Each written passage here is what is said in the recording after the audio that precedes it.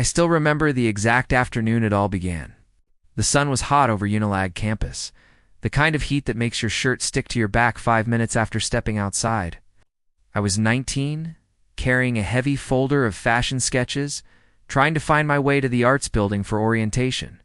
My parents had died the year before in that terrible crash on the Onitsha-Nugu Expressway, and I was still learning how to breathe without them. The scholarship was my lifeline. Fashion design was the only thing that felt like it belonged to me. Then he bumped into me. Literally, my folder hit the ground, papers flying everywhere.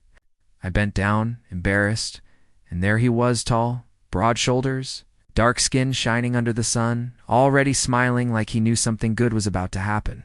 "Sorry, beautiful," he said, voice deep and easy. He started picking up my sketches before I could even react. When he saw the one on top, a long gown with beadwork inspired by old Igbo queens, he stopped. Really stopped. "This is serious talent. You drew this?"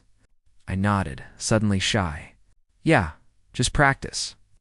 He handed the papers back carefully, like they were money. "I'm Chuck's Tukwudi Okonkwo, business admin. And you, Ada Adays." From that second, everything changed. He started showing up everywhere. The library corner where I liked to sit. The cafeteria line. He'd bring me cold minerals when I was sketching late, sit across from me without asking, and just talk. About his mom, in the village, raising him and 4 siblings alone. About how he wanted to get a good job in oil, make enough to build a house back home, take care of everybody. "Lagos is tough," he said one night, "but with the right person, we can make it sweet." I opened up too. Told him about waking up one morning to policemen at the door saying my parents were gone. How Uncle Obi stepped in to handle the little money they left enough for school, and a small account I never touched much. Chucks listened like every word mattered. No pity, just respect. "You're strong, Ada, stronger than most." We started dating quietly at first. Walks around campus after lectures, sitting on the grass under palm trees, sharing roasted plantain. He'd hold my hand and say things that made my chest feel full. "You make me want to be better." One evening, he took me to Bar Beach. We sat on the sand till the sky turned purple, waves crashing loud. He looked at me and said, "I'm going to marry you one day. Watch." 2 years later, graduation day, he did exactly that. Right there on campus, in front of our friends who were screaming and clapping. He went down on one knee with a simple gold ring he'd saved for months to buy. "Adays, you've been my peace in this crazy place. Marry me? Let's build everything together." I said yes with tears running. Everyone cheered like we'd won the World Cup. The wedding was small, but warm. A church in Akaya with white flowers my cousin, Ifama, brought from London. High life playing at the reception hall, people dancing, aunties spraying money, Chuck's brother Emeka making everybody laugh with his toasts. Uncle Obi pulled me aside at the end of the night. "Ada, there's more to what your parents left than you know. When the time is right, come see me." I smiled, hugged him, too happy to think about money or the future. I had Chuck's. That was enough. Honeymoon in Calabar felt like a dream. We walked hand in hand on the beach every morning. At night, we talked for hours about kids we wanted, 2 boys and a girl. He said, about opening my own big boutique one day, about him climbing the ranks at the oil company. He'd trace my face in the dark and whisper, "You're my queen." Always. Back in Lagos, we rented a nice 2-bedroom flat in Lekki. I opened Ada's Threads. It's on Victoria Island, a small shop but mine. I designed pieces that mixed Ankara with modern cuts, and women started coming from everywhere. Chuck's got promoted twice in 3 years. We weren't rich, but we were comfortable. We ate dinner together, most nights jollof I cooked, or suya from the roadside. We still laughed a lot. He still called me Ada M. Then slowly things began to shift. It wasn't one big fight. It was small things piling up.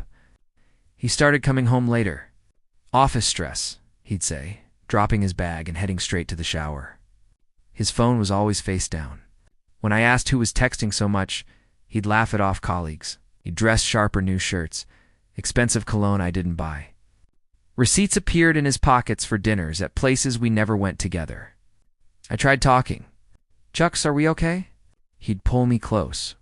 "Of course, baby. Just work. You know Lagos?" But I felt the distance growing. Nights he'd fall asleep facing the wall. Mornings he'd leave before I woke up. My friend Lekki noticed first. She'd come to the shop, look at me hard and say, "Ada, something is not right. That man is moving different." I defended him. "He's just busy." Deep down, fear was growing. I started checking little things. The joint account showed withdrawals to places I didn't recognize. A hotel in Banana Island. A shop for women's jewelry. My stomach would twist every time. One evening, I couldn't take it anymore. I packed his favorite jollof and pepper soup, took a kick to his office in Ikoyi to surprise him. The receptionist smiled too wide. He left early. Said family emergency. Family emergency? We had no children. I opened the bank app with shaking fingers. Another transfer to Banana Island Resort. My heart was pounding so hard I could hear it in my ears. I took an Uber straight there. The place was bright and expensive marble floors, chandeliers, people who looked like they never worried about money. I walked to the bar area, legs weak, and there he was, Chucks, my husband, sitting close to a younger woman, maybe 25s, his arm around her shoulders, laughing the same way he used to laugh with me. She had long weave, gold earrings, a dress that cost more than my monthly shop rent. They were drinking champagne. I stood there, hidden behind a pillar, watching the man who promised me forever share that smile with someone else. The pain hit like someone punched me in the chest. I couldn't breathe, couldn't move. Memories flashed our wedding day, his proposal, nights in Calabar when he called me his queen. I turned and left before they saw me. Tears were already falling by the time I got outside. The Lagos night felt colder than it ever had. When I got home, I sat on the floor of our bedroom and cried until my throat hurt. Everything we built felt like a lie. But even in that darkness, something inside me refused to break completely.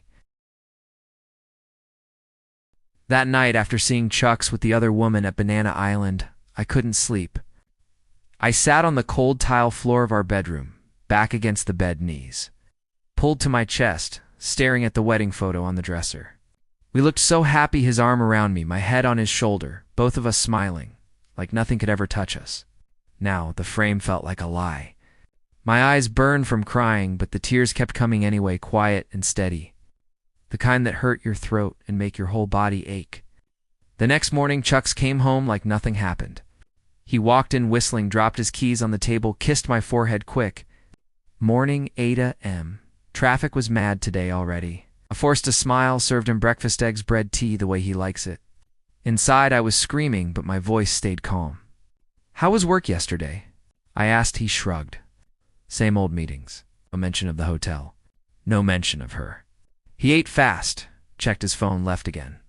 I didn't confront him. Not yet. Something told me to wait, to gather myself first.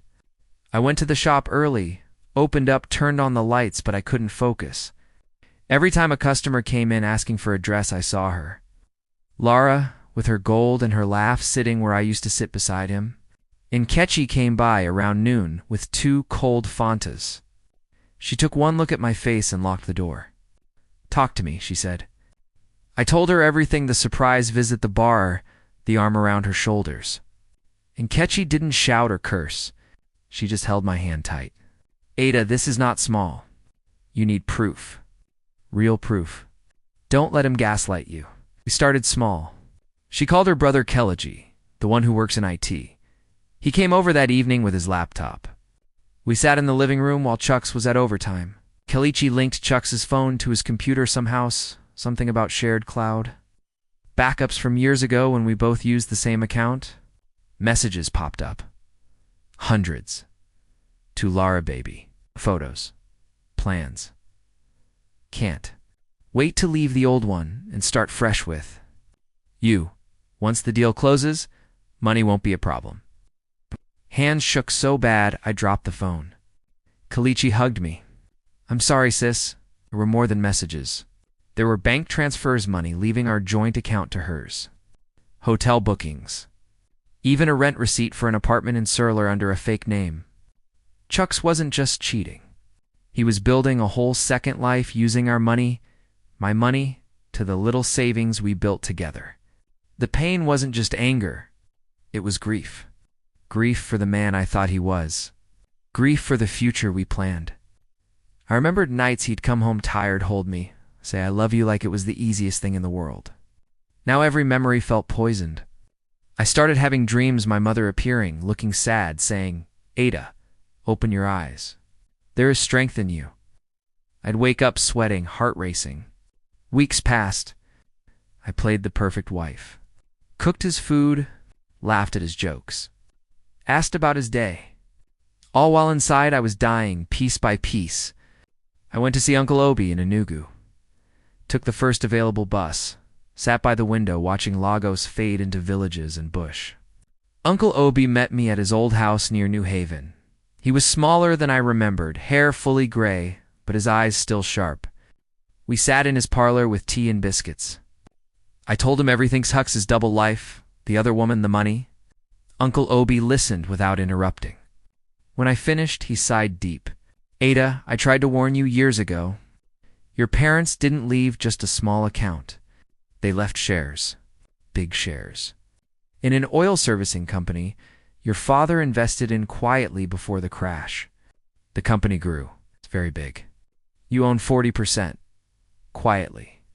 No one knows except me and the lawyers." I stared at him. "How much?"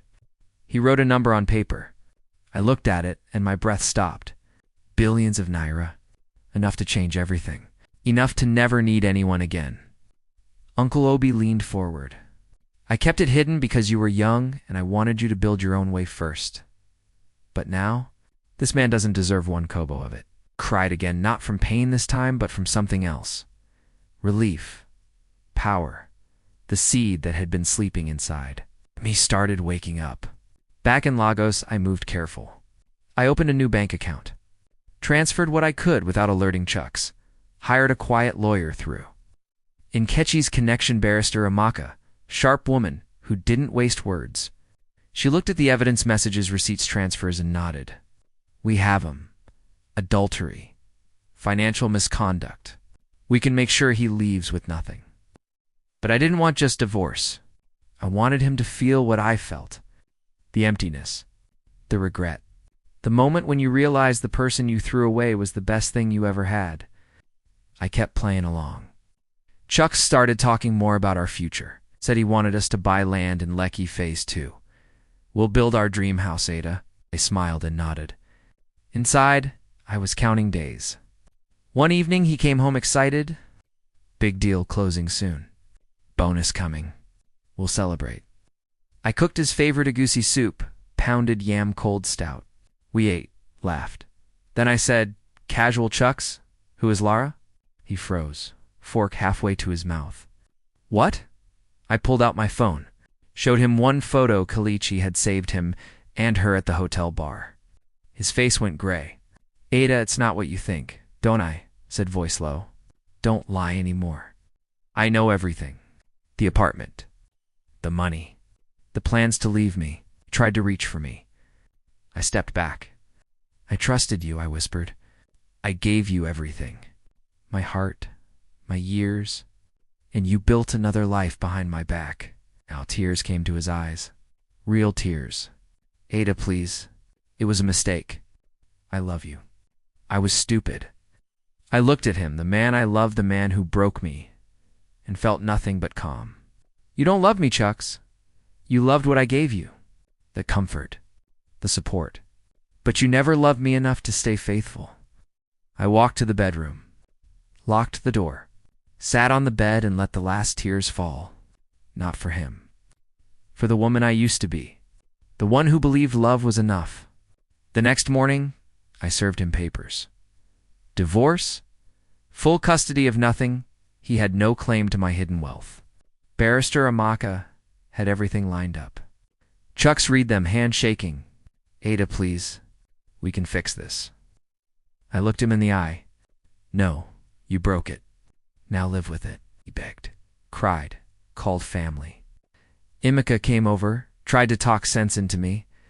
Ada, forgive him. Men make mistakes. I told Emeka to leave. Nkechi stood by the door like a guard. Chucks left that night with one suitcase. I watched him go from the balcony. No anger, just quiet. But the real revenge? It was just beginning. After Chucks left with his suitcase that night, the flat felt too quiet, like the air itself was holding its breath. I stood on the balcony watching his taillights disappear into the Lekki traffic, the city lights blurring through fresh tears. Not tears for him anymore. Tears for the 10 years I gave the dreams I buried, the woman who trusted so completely she almost lost herself. But those tears weren't weakness. They were the last wash of the old pain-making room for something new. The next few weeks were a storm of paperwork and quiet power. Barrister Amaka moved fast. She filed everything divorce petition evidence of adultery, proof of the diverted funds. Chucks tried to fight it first. He showed up at the shop one afternoon, eyes red, voice low. Ada, let's talk. I messed up bad, but we can start over. I'll end it with her. I swear. Customers stared. I kept my voice even. Sign the papers, Chucks, or see me in court. He left shaking his head, pride cracking. Emeka came again, this time with their mother from the village. Mama sat on my couch, wrapper tied tight, holding my hand. My daughter, men are foolish sometimes. Forgive him for the family. I looked at her, the woman who raised Chucks, who sent him money from her small farm, and felt pity, not anger. Mama, I loved your son. But love doesn't mean staying when someone chooses to hurt you every day, she cried. I hugged her. But I didn't bend. The court date came quick. Lagos High Court, a plain room with fans spinning slow overhead. Chuck sat across from me in a suit that looked too big now, like he'd shrunk inside it. Lara wasn't there, rumor was. She'd already moved on when the money slowed. Barrister Amaka presented everything calmly. Screenshots, bank statements, witness statements from Kalichi and the hotel staff. Chuck's lawyer tried to argue it was a lapse, but the judge's stern woman with glasses didn't buy it. This is not a lapse, she said. This is deliberate deceit and financial abuse. She ruled in my favor. Full division of marital assets, meaning he got what he brought in, almost nothing. I kept everything, including the untouched inheritance he never knew about. When the gavel fell, Chucks looked at me like he was seeing me for the first time. Ada, how? I didn't answer. I just walked out, head high, and Nkechi beside me, squeezing my arm. Outside the courthouse, he caught up, grabbed my wrist gentle. Please, tell me how you did this. I pulled away soft. You never asked who I really was, Chucks? You saw a simple wife? A boutique owner. You didn't see the heiress my father built quietly for me. His face crumpled. Real regret, this time no acting. I threw away a queen, he whispered. Tears rolled down his cheeks. I felt a pang, not love, but sorrow for what could have been. Yes, I said. You did? I walked away. No dramatic slap. No shouting. Just steps forward into the sun. The change came fast after that. Uncle Obi helped me claim what was mine. The shares in the oil servicing company, quiet investments my father made in the 80s, had grown into billions. I met with the board in a tall building in VA, wearing one of my own designs, a sharp blazer over an Ankara. Skirt beads at my neck like armor. They stared when I introduced myself. Adaze Okonkwo, majority shareholder, whispers. Then respect. I didn't fire anyone. I just took my seat. Started guiding things more: local contracts, scholarships for young designers, support for women in business. The money wasn't for showing off. It was for building what I always dreamed, real legacy. I sold the Lekki flat. Too many memories? Bought a house in Ikai's, simple but mine. Big windows overlooking the lagoon, a garden where I planted roses my mother loved. I expanded the boutique into a flagship store on Burdelan Road, hired more tailors, launched an online line. Women came not just for clothes, but for the story. I heard what happened, one customer said quietly. You inspire me. I smiled. Pain teaches. Strength heals. Nkechi moved in for a while. Said she didn't want me alone. We laughed late nights over wine planning trips, talking about men or the lack of them. Next one has to earn every bit of trust, she said. I nodded. If there is a next one. Months later, I heard about Chuck's. He lost the job. The big deal fell through when his side schemes came out. Laura left him flat. He moved back to the village with his mom working small contracts. Emeka told Nkechi he was a shadow of himself. Regret ate him daily. I didn't gloat. I just felt free. One evening, I sat on my new balcony, sun setting over the water, a glass of Chapman in hand. I thought about the girl at Unilag with her sketches, the bride in Ikea smiling forever, the wife crying on the bedroom floor. All of them led Hair to this moment of quiet power. Tears came again, soft ones. Not heartbreak, gratitude for surviving, for rising. For learning that loyalty is sacred, but self-love is non-negotiable. I whispered to the night, "Thank you, Mama. Thank you, Daddy. I got it now." The city lights twinkled below like stars I could finally reach. I was no longer just Ada, the boutique owner. I was Adaz, the billionaire queen who turned tears into a crown. And if anyone ever asks what I'd do if betrayal came again, I'd say, cry if you must. Because the strongest queens are forged in the fire of broken trust. What about you? If this was your life, how would you have handled it? Drop your thoughts below. Your stories keep reminding me we're not alone in this. Hit subscribe if you want more real tales of heartbreak, strength, and comeback. Next one drops soon.